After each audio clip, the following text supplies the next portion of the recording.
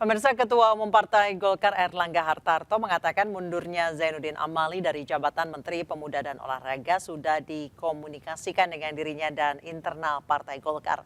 Sejumlah nama kader muda Golkar muncul untuk mengisi posisi Menpora. Erlangga menyebut sejumlah kader Golkar memiliki kemampuan di pemerintahan. Hal itu diungkapkan Erlangga dalam wawancara eksklusif bersama Reinhard Sirait di program Talk Politik with Reinhard. Ada kabar yang juga sudah diakui Presiden bahwa Pak Menpora Zainuddin Amali, kader Partai Golkar, sudah mengundurkan diri secara informal. Dan Pak Erlangga mengatakan menunggu arahan Presiden soal siapa yang menggantikannya. Golkar siap untuk penggantian itu, Pak? Golkar itu ibarat catur.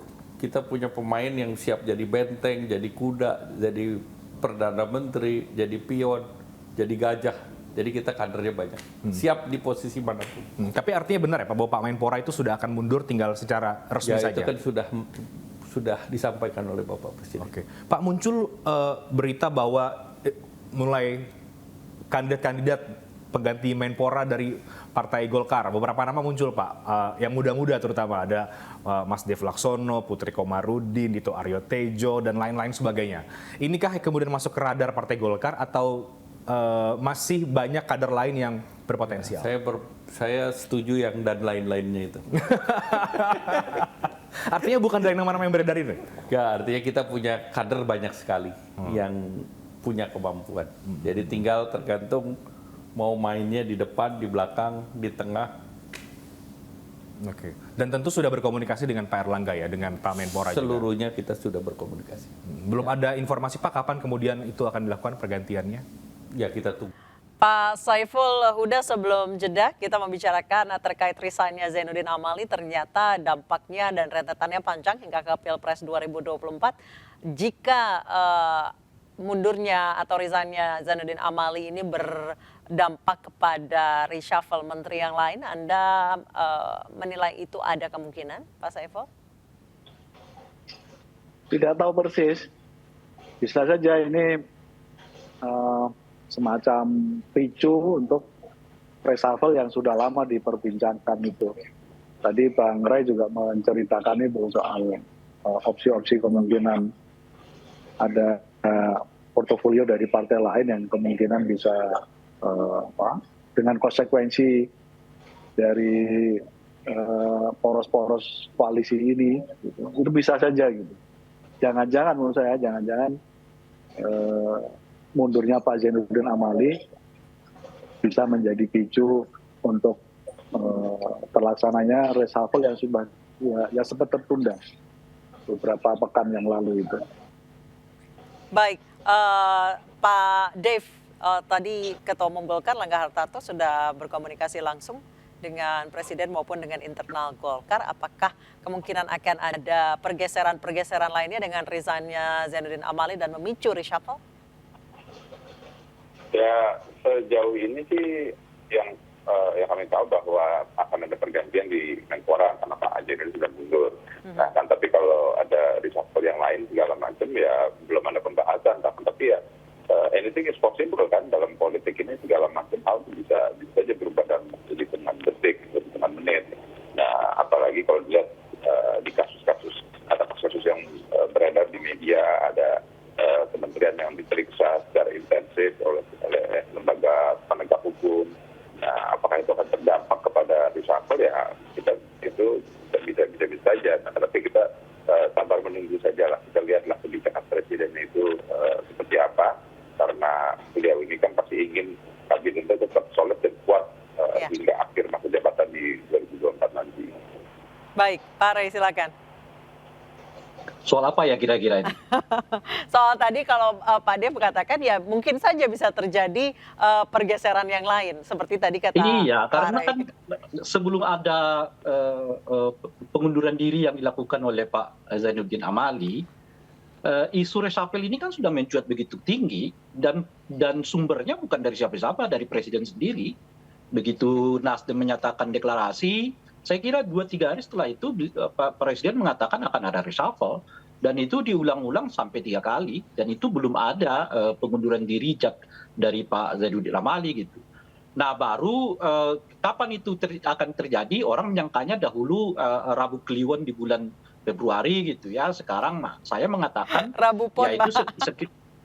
itu kan dulu ada namanya Rabu Kliwon kan, ya, nggak kejadian gitu ya. Karena kenapa nggak kejadian ya saya tidak tahu. Tapi saya mengatakan memang batas maksimalnya itu Maret. Saya bilang, saya masih ingat November saya mengatakan itu batas maksimal dari reshuffle ini adalah Maret. Kalau sampai Maret tidak ada reshuffle khususnya kepada Partai Nasdem, artinya ini akan jalan terus di luar tentu reshuffle terhadap Pak Zainuddin Amali yang karena memilih mundur. Nah, memilih mundur Pak Zainuddin Amali ini memilih mundur ini kan by case ya sebetulnya, di luar prediksi semua orang gitu. Nah mungkin karena itulah bulan Februari kemarin nggak jadi karena nunggu ada surat formal yang disampaikan oleh Pak Zainuddin Amali, dan saya kira dalam 2 minggu ke depan ini mungkin akan ada reshuffle itu, di mana salah satu reshuffle-nya adalah mengikut ke partai yang lain, dalam hal ini adalah Partai Nasdem gitu.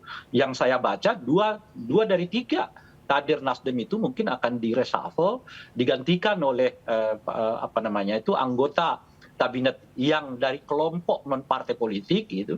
Saya nggak terlalu yakin juga itu akan diberikan kepada partai-partai yang lain. Mungkin Presiden akan mengambil dari non partai politik dan menyisakan satu dari Partai Nasdem ini, dalam hal ini Ibu Siti Nurbaya.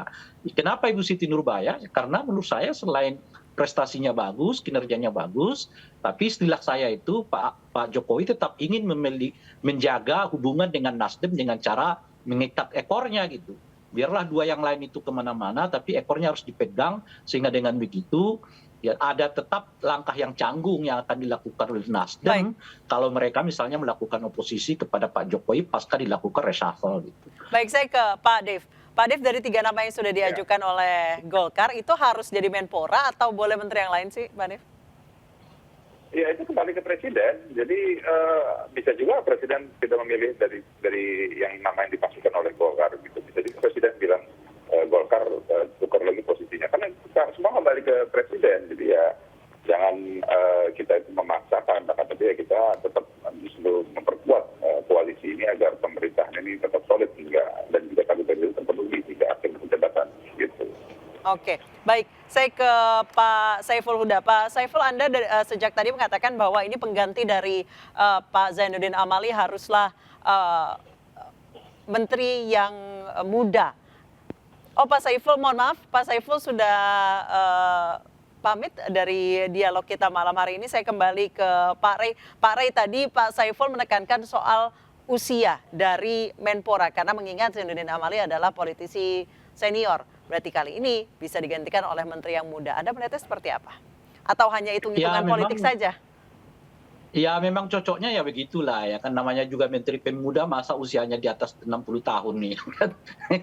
Karena dinamika pemuda itu beda dengan tiap waktu. Menurut saya tiap 5 tahun mungkin sampai 10 tahun itu udah beda. Jadi gapnya terlalu jauh kalau misalnya menteri itu usianya 60 tahun, sementara yang mau dikelola itu namanya pemuda, sesuai dengan undang-undang kepemudaan kita, itu kan di bawah 40 tahun gitu. Jadi gapnya jauh banget, 20 tahun. Jadi include-nya itu terhadap kultur anak muda, orientasi anak muda, dunia anak muda, itu udah jauh sekali gitu. Nah oleh karena itu ya, anak-anak muda mungkin di bawah usia 50 tahun adalah orang-orang yang tepat untuk menduduki posisi yang akan ditinggalkan oleh Pak Zainuddin Amali ini gitu ya. Nah meskipun 3 nama yang tadi disebutkan oleh Anda itu, jujur saya kurang terlalu strike juga tuh gitu. Kalau Pak Rey menurutnya siapa Pak Rey? Apa ya, justru Pak Dev Laksono yang awal-awal juga sempat ramai juga? Ya orang-orang seperti Dev ini oke lah gitu ya. Ada juga kan Ahmad Doli Kurnia, ada juga TBAC Hasan Sajali sama-sama anggota DPR semua. Ya tentu saya mengungkapkan itu karena saya kenal mereka gitu ya. Saya kenal langkah-langkah mereka, prestasi-prestasi mereka. Saya kenal mereka dari muda ya, dan seterusnya itu gitu. Dan Dan oleh karena itu ya kalau saya ditanya kira-kira figur yang mana, ya saya tidaknya merekomendasikan 3 nama ini ya, Aceh Hasan Sajali, ya Doli Kurnia, dan Dev Laksono gitu. Tapi kalau 3 nama yang Anda sebutkan itu tadi ya saya kurang familiar, sehingga saya tidak mempunyai penilaian terhadap mereka gitu. Baik, kalau menurut prediksi Pak Rey, Maret ini akan ada reshuffle atau tidak? Udah pasti ada, karena kan Pak Zainuddin Amali harus direshuffle gitu. Mau tidak mau itu harus dilakukan oleh Pak Jokowi dan nggak mungkin harus terlalu lama ya. Tapi untuk menggeser yang lain masih 50-50 ya Pak Nah, Rey? itu pertanyaannya di situ. Apakah dengan sendirinya ini akan mengakibatkan juga dilakukan reshuffle terhadap Nasdem gitu. Nah, saya sih tidak bisa memastikan ya atau tidak gitu. Yang saya katakan di bulan November itu, sampai Maret kita tunggu. Kalau sampai Maret ini nggak ada reshuffle terhadap Nasdem, itu artinya nggak akan ada reshuffle terhadap Nasdem sampai akhir masa jabatan Presiden gitu. Artinya di bulan Maret ini penentuannya. Nah, cuman kalau ditanyakan feelingnya gimana ini, Ray? Feeling saya sih akan di-reshuffle gitu. Yang mengumumkakan ini pertama kali bukan siapa-siapa, tapi Pak Jokowi sendiri gitu.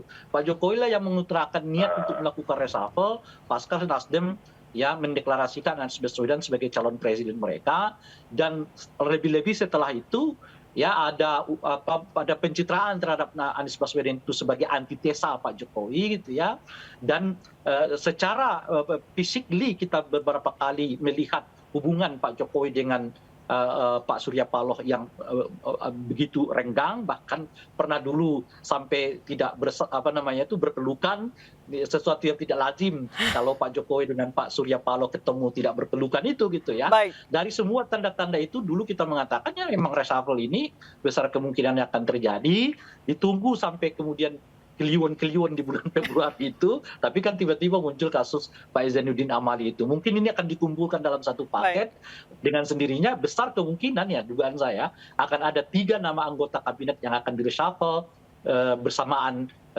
dengan penggantian Pak Zainuddin Amali itu.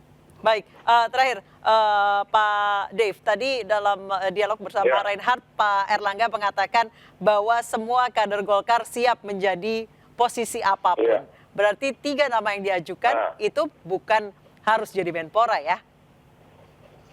Ya, makanya kan Pak Erlangga juga menyatakan dengan tegas, dan juga memang itu terbukti bahwa kader Golkar itu paling cepat kalau ditempatkan di mana-mana.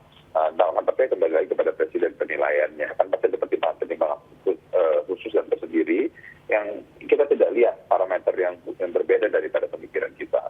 Nah, kan tapi yang pasti untuk posisi apapun kader Golkar itu adalah gudangnya untuk membantu dan menopang kinerja pemerintah hingga tercapai target-targetnya sampai dengan selesai periodenya.